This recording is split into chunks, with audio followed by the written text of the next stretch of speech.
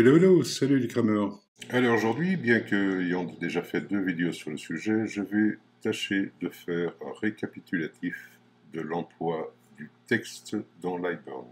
L'application ayant fortement évolué depuis la publication de mes vidéos, je vais tenter de faire le tour de toutes les possibilités qu'elle nous offre quant à l'utilisation du texte aujourd'hui, ce qui devrait aider les débutants. Très bien, passons dans Lightburn et commençons. Alors, je vous apprendrai pas grand-chose en vous disant que nous allons utiliser l'outil texte ici, comme dans toute application de traitement de texte par exemple, qui se trouve dans la barre d'outils qui à l'origine vous devriez le trouver quelque part par ici, mais moi par habitude je le place ici au-dessus en barre latérale. Cette barre d'outils, si vous ne la trouvez pas, vous pouvez la retrouver dans votre menu fenêtre et vous avez là, ici outils. OK? Ou alors en cliquant bouton droit dans votre bandeau et alors sélectionnez la fenêtre outils. OK? Voilà, donc maintenant nous allons taper notre texte, donc soit en cliquant sur l'outil, soit en faisant CTRL-T ou Command-T sur Mac. Et je vais placer mon texte. Ce qu'il faut savoir, c'est que votre texte, lors de la première utilisation, adoptera donc la police de caractères, la première de la liste, c'est-à-dire Arial dans mon cas, et à la taille que vous aurez définie ici dans vos paramètres. Donc si vous ouvrez paramètres, la taille de la police, vous la réglez à ce niveau-ci. Taille de police, vous avez un curseur et vous pouvez régler la taille à laquelle vous voulez que votre police apparaîtra par défaut. OK? Maintenant, vous pouvez avoir besoin d'une autre police de caractères ou de régler la taille, etc. Pour ça, vous avez besoin de l'option de texte. Alors, vous rendez dans la fenêtre, ici, dans le menu fenêtre, et vous vous rendez compte que les développeurs ont oublié de rajouter cette option. Donc, nous n'avons pas les options de police ici, option de texte.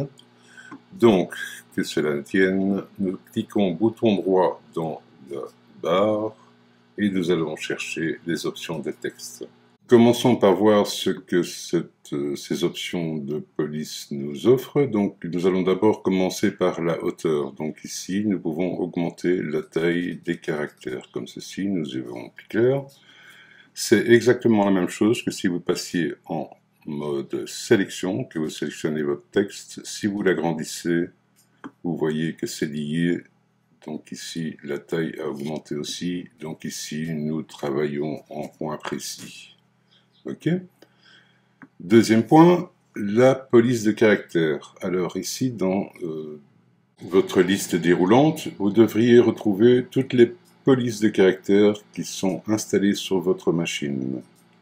Donc, vous devriez avoir toutes les true types, c'est-à-dire celles qui sont indiquées comme TT ici, true type.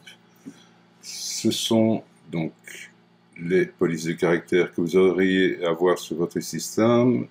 Vous n'avez pas, bien sûr, les SHX, qui sont des polices de caractères découlant de AutoCAD, qui sont des polices unifilaires.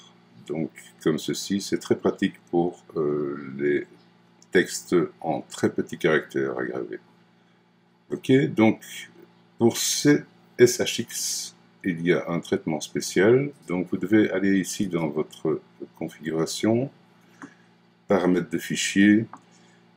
Donc si vous allez voir sur la première vidéo que j'ai faite sur le texte, vous allez retrouver en commentaire, en description, un lien vers plus ou moins 700 polices de caractères.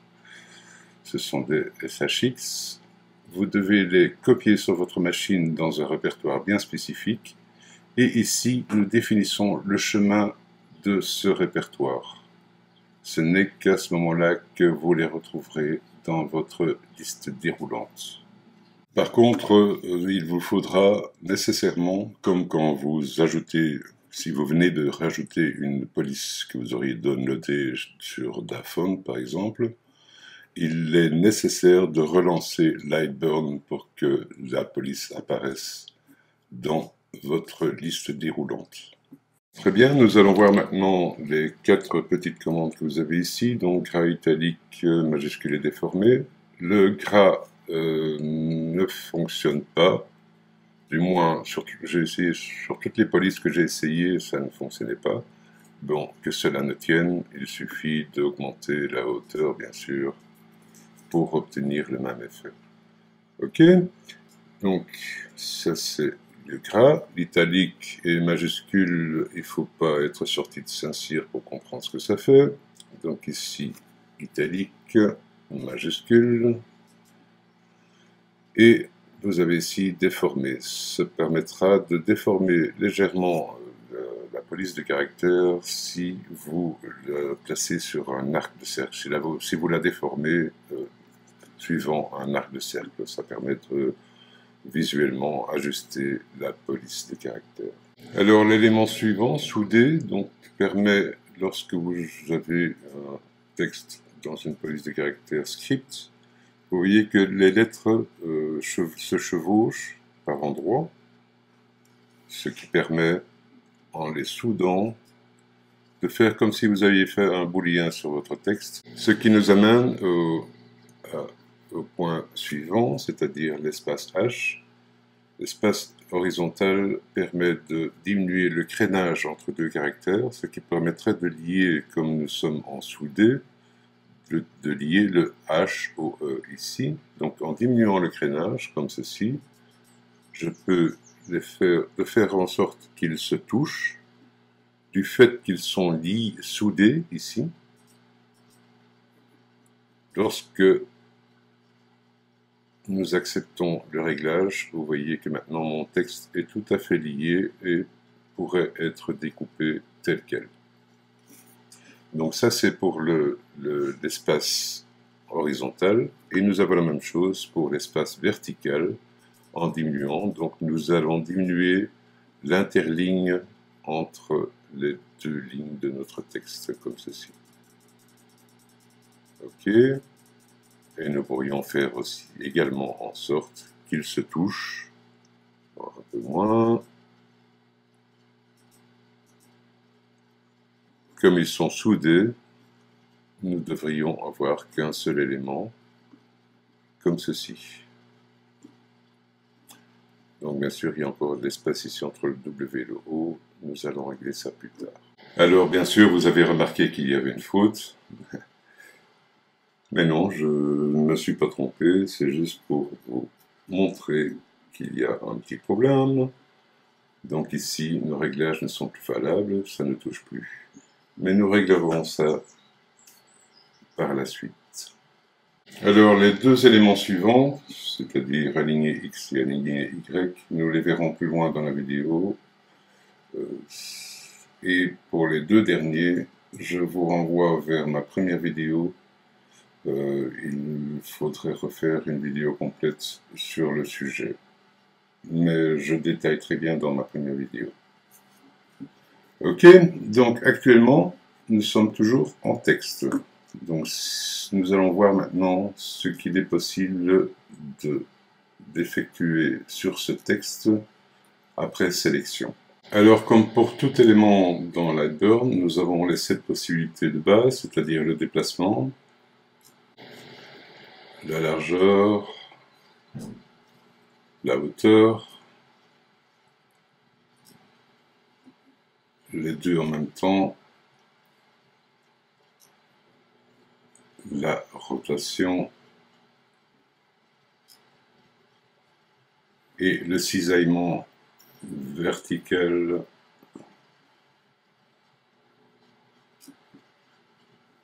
horizontal. Et je rappelle que pour ces fonctionnalités-là, du moins la plupart d'entre elles, comme déplacer, dimension, faire pivoter et cisaillement, vous pouvez en décochant ces cases ici empêcher tout mouvement. Okay.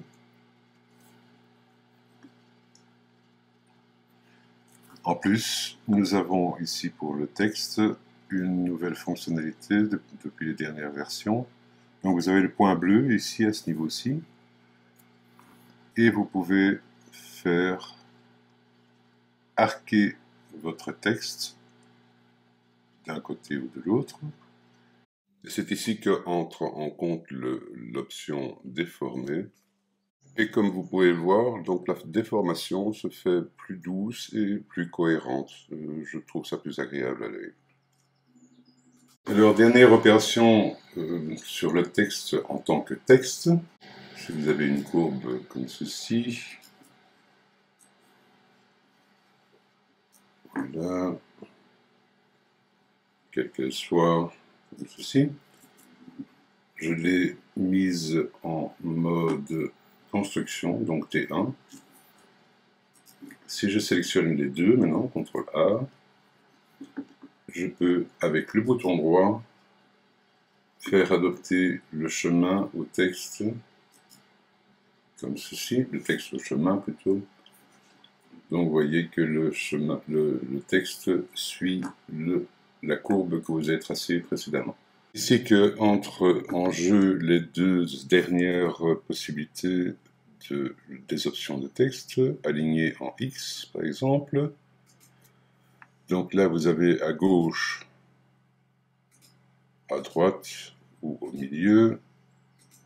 Et par contre ici, je ne sais pas ce que les développeurs ont fait, c'est que le bas est égal au haut et que le haut est égal au bas. Et le milieu. Donc ça, c'est ce qui résume toutes les options de texte. Jusqu'ici, donc le texte est toujours au format de texte, c'est-à-dire que vous pouvez, en le sélectionnant, rajouter un caractère si nécessaire, etc. Ok, donc ici, c'est toujours du texte. Par contre, nous ne sommes pas obligés de le garder au format texte, nous pourrions transformer ceci comme un tout autre élément, c'est-à-dire le transformer en chemin. Donc bouton droit, après sélection, bouton droit et convertir en chemin, comme ceci. Maintenant, ce qui était votre texte est de simples éléments. Attention, ils ne sont pas groupés, donc nous pourrions le transformer pour ajuster par exemple la jonction ici et le coller là pour qu'il soit possible de le découper. Donc par exemple, je vais sélectionner cette partie-ci et le grouper, comme ceci. Même chose pour le haut ici, qui est en deux parties. Je vous rappelle que la partie centrale est une pièce bien distincte. Donc si vous sélectionnez, vous voyez que c'est bien un objet. Donc vous groupez les deux comme ceci, groupés. Et maintenant je peux le retravailler pour faire ma jonction entre le O et le R, par exemple. Donc je sélectionne ceci, je vais le déplacer un rien pour qu'il touche le O, comme ceci. Je vais sélectionner le 2, donc le O et le restant du mot, et faire un booléen dessus, comme ceci. Maintenant, je peux faire la même chose, donc le déplacer vers le W, le coller, et en sélectionnant le W et le restant du mot, donc ici le W, qui je le rappelle est lié ici par ce point-ci, et le restant du mot, et de faire un booléen dessus, comme ceci. Donc maintenant, il ne forme plus qu'une seule pièce, et je peux la découper, donc tout sera découpé tel quel. Ok, cette partie-ci, je peux la sélectionner, la supprimer, et voilà, donc là, il est prêt à être gravé, à être découpé même. Ok? Comme il est transformé en chemin, je peux maintenant, simplement après sélection, en éviter les nœuds, bien sûr, comme ceci, ou plus simplement en le regroupant. Donc si je le groupe l'ensemble, comme ceci, pour ma sélection, je peux le grouper. Donc là, il forme bien plus qu'un seul objet, c'est bien ça. Je peux le transformer avec dans les outils, par exemple, déformer en 16 points comme ceci et aller le transformer suivant mes besoins.